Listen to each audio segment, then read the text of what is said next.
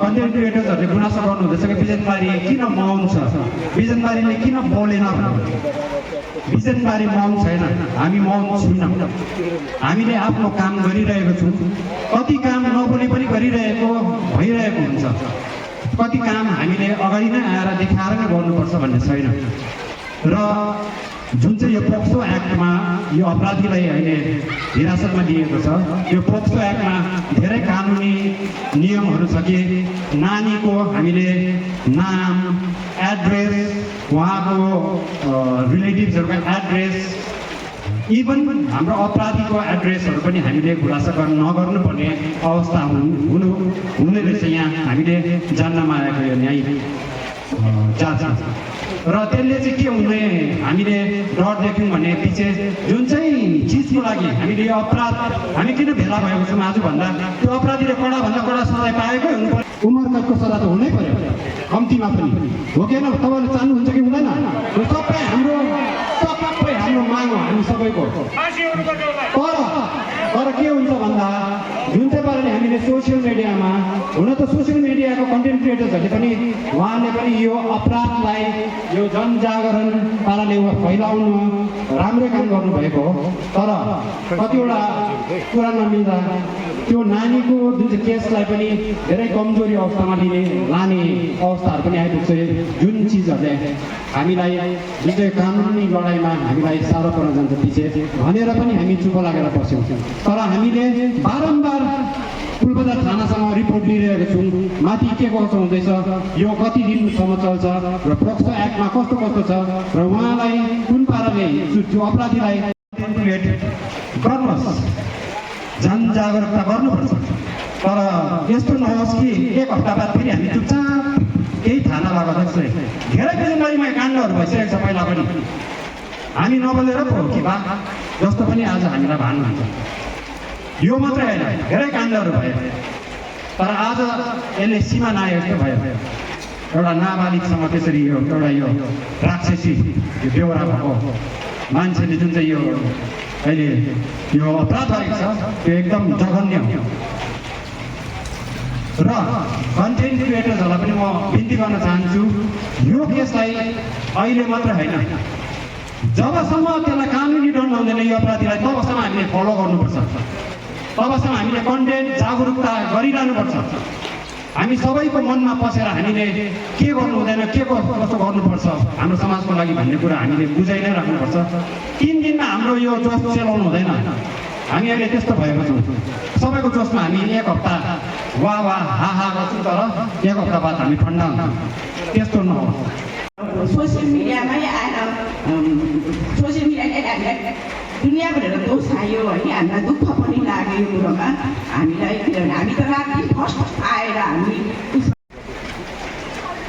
मेरो भकानो फुटेर मेरो चित्त दुखेर मैले एउटा भिडियो बनाउनु कर लाग्यो मलाई। किनभने चाहिँ म चाहिँ एउटा 3 वर्षे छोरीको बाउ हो। मलाई जति दुखेको थियो तपाईँहरूलाई पनि त्यति नै दुखेको थियो। हामीलाई धेरै प्रश्न उठ्यो, बिजनबारी बजारमा यस्तो अपराध भइरहेको छ। हामीले हेऱ्यौँ, अहिले टेक्निकल कुरा बुझ्यौँ किन भएन रहेछ भनेर। तर पनि अपराध गर्नु पाप हो भने चाहिँ अपराध सहनु डबल पाप हो, त्योभन्दा बेसी पाप हो। यो हामीले बुझ्नुपर्छ। आज यहाँनिर जुन चाहिँ भेला हुनुभएको छ निस्वार्थ भावनाले, तपाईँहरूको आक्रोशले, तपाईँ यो वर्षा झरीमा पनि तपाईँहरू भेला हुनुभएको छ। यो सबुत हो त्यो अपराधीलाई, त्यो अपराधी मानसिकता बोक्ने व्यक्तिलाई यो सबुत हो। यो हाम्रो वार्निङ हो त्यो अपराधीको दिमागमा हवसको पुजारीहरूलाई हाम्रो सबुत हो, हाम्रो वार्निङ हो। यो जनभेला यो समाज चाहिँ हामी हटेको हुँदैनौँ। म फेरि दोहोऱ्याउन चाहन्छु, आज यहाँनिर जुन प्रकारको यस्तो पानी झरीमा पनि तपाईँहरू निस्वार्थ भावनाले आइदिनु भएको छ, तपाईँलाई सबैलाई मरी धन्यवाद।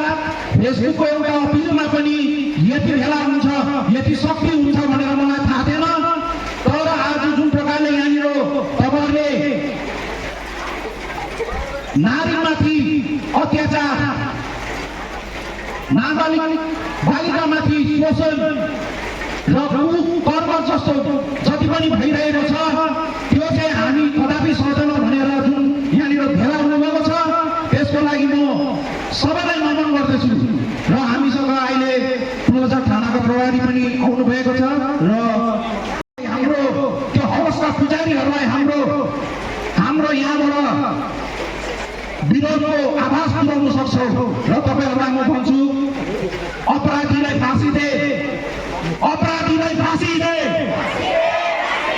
हवस् पुजारी होशियार, अपराधीलाई फाँसी दे। हवस् पुजारीहरू होशियार, नारीमाथि अत्याचार हुनु हुँदैन, नारीमाथि अत्याचार पाउँदैन। अपराधीलाई फाँसी दे। हवस् पुजारीहरू होशियार, नारीमाथि अत्याचार पाउँदैन, नारीमाथि अत्याचार पाउँदैन। अपराधीलाई फाँसी दे, अपराधीलाई फाँसी दे, अपराधीलाई फाँसी दे। हवस् पुजारीहरू होशियार, हवस् पुजारीहरू होशियार, हवस् पुजारीहरू होशियार। र आमा बाबा साथीभाइ दिदीबहिनी विद्यार्थीवर्ग नानीहरूलाई सम्बोधनमा राख्दै म यस दुई शब्द बोल्न चाहे। मलाई पनि हृदयबाट किन उम्लिएर आयो भन्दाखेरि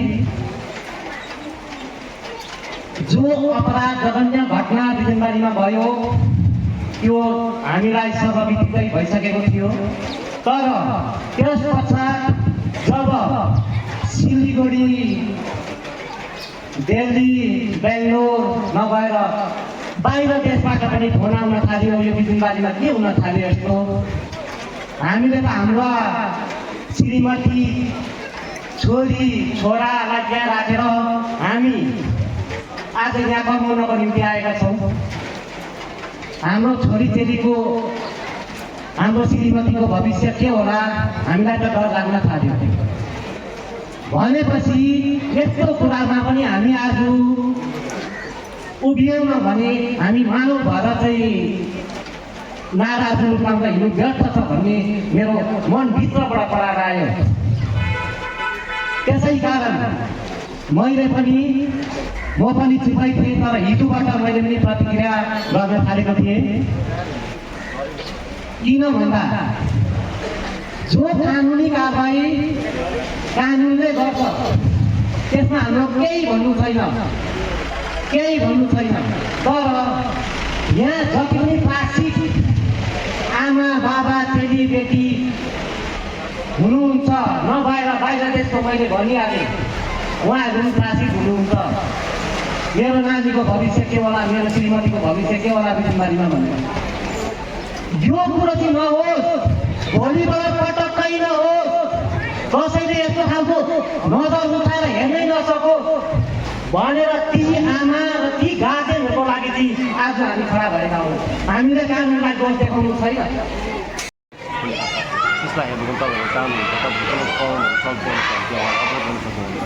यही कुरालाई नै तपाईँले एउटा अवेरनेस क्रिएट गर्नु लागि एभोर्ड चाहिँ किन गर्नुपर्ने, आखिर किन, के कारण ल एन्ड अर्डरको यो कमजोरी हो कि होइन? अवेरनेस तपाईँको एकदमै अनिवार्य छ, किनभने थुप्रै कुरो हामीले जस्तो स्पेसली क्राइम एगेन्स्ट वुमनतिर हाम्रो यो तपाईँको जुन ट्रेडिसनल क्राइम हुन्छ त्यसमा नन पर्सन हुन्छ जान्छ। र नन पर्सनहरूकोबाट कसरी हामीले यो कुराहरू मतलब सबै स्पेसली एउटा इन्सिडेन्ट हुँदैछ, भिक्टिमले यो कुरा चाहिँ इनएप्रोप्रिएट थियो भनेर कसरी बुझ्थ्यो त? यो बुझाउनु लागि नै अवेरनेस एकदमै इम्पोर्टेन्ट छ। कतिले फिलै गरेको हुँदैन, यो कुरा अवेरनेस एकदमै अनिवार्य छ। कस्तो प्रकारको अवेरनेसको कुरा गर्नुहुँदैछ? Means good touch bad touch कतिजनाको अब नानीहरूलाई त त्यो सेन्सै हुँदैन कि यस्तो गर्दाखेरि यो हुन्छ, त्यो नानीहरूलाई चाहिँ के तपाईँले बताउनुहुन्छ? जस्तै पहिला भनिहालेँ गुड टच ब्याड टच तपाईँले। अब गुड टच ब्याड टच के चाहिँ हो होइन? त्यो इनोसेन्ट नानीलाई त केही याद हुँदैन, केही याद हुँदैन।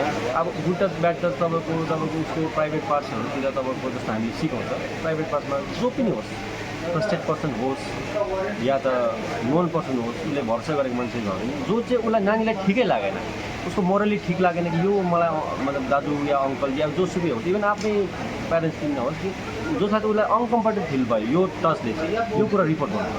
तर प्रायः हामी यस्तो केसमा हेरिरहेको छ कि जो घरको भित्रको मान्छे प्रायः यो हुन्छ। हजुर, त्यही लागि भनेको अब घरकै भित्रको मान्छेको यो त नोन पर्सनहरू हुन्छ। अब यो कुरा टाइमली रिपोर्ट गर्नु एकदमै अनिवार्य छ नि त, किनभने ऊ नानीलाई जब कम्फर्ट फिल भएन त्यो टचले, यो कुरा इन्स्ट्यान्टली उसको जो ट्रस्टेड पर्सन छ या त आमा होस् या जो पनि होस्, उसको साथी होस्, जसलाई उसले ट्रस्ट गरेर कि यस्तो कुरो भयो रिपोर्टै गर्नु एकदम, किनभने म्याक्सिमम् केसेसहरू रिपोर्टै हुँदैन हामीले देखिरहेको यो कुरो छ। सबैलाई के तपाईँ सचेत गर्नु चाहनुहुन्छ? सबैलाई त्यही सचेत हो। आज जुन चाहिँ हामीले एउटा सानो अवेरनेस क्याम्प राखेको, यो आउँदो दिनमा पनि यो अवेरनेस क्याम्प म जारी नै रहन्छु र म सबै तपाईँको संस्थाहरू एनजिओहरू छ उहाँहरूलाई पनि एउटा पनि यस्तो अवेरनेस क्याम्पहरू मल्टिपल टाइम सेभरल टाइमहरू गर्नु एकदम अनिवार्य छ। यसमा चाहिँ हामीले नानीलाई चाहिँ यो कुरामै अवेर गरौँ भने यो जुन चाहिँ गुड टच ब्याड टच यो तपाईँको एकै दिनमा अवेरनेस लाउने कुरो होइन, यो एउटा प्र्याक्टिसमा राख्नु पऱ्यो। नानीहरूलाई यो कुरा बुझाइराख्नु पऱ्यो कि यस्तो कुरा नराम्रो हो, यस्तो कुरा नराम्रो हो भनेर। यो त तपाईँको यो केस तपाईँको यो केसको रिगार्डिङमा भन्नु भने यो त तपाईँको पोक्सोमा इन्भेस्ट गर्छ। पोक्सोमा स्ट्रिक्ट लजहरू छ, स्ट्रिक्ट लजमा हाम्रो इन्भेस्टिगेसन स्ट्रिक्ट हिसाबमै तपाईँको चल्छ, सबै कुरो प्रोसिजर भइरहेको छ अलरेडी छ। तपाईँको जुडिसियरीको पार्ट हो, टोटली के गर्नु नगर्नुहरू। एट लास्ट के भन्नु चाहनुहुन्छ? एट लास्ट त्यही हो, तपाईँको सेफ बस्नुहोस्, कुनै कुरा तपाईँलाई लाग्दैछ यो कुरा ठिक होइन तपाईँले रिपोर्ट गर्नुहोस्, चाहे आफ्नो ट्रस्टेड पर्सनमा या त ट्रस्टेड गरेर हामीलाई डाइरेक्टली इन्फर्म गर्दा हुन्छ। मैले सबैलाई मेरो नम्बर पनि दिएको छु, हाम्रो जुन हाम्रो आज मैले ब्यानर दिनु भएको थियो त्यसमा हेल्पलाइन नम्बरहरू दिएँ, सबैलाई मेरो नोट गर्नु। तपाईँले प्रोग्राम गर्नुभएको थियो, यो विषयमा अलिकति हामीलाई जानकारी दिनुहोस् र तपाईँले किन राख्नु जरुरी पऱ्यो यो चाहिँ?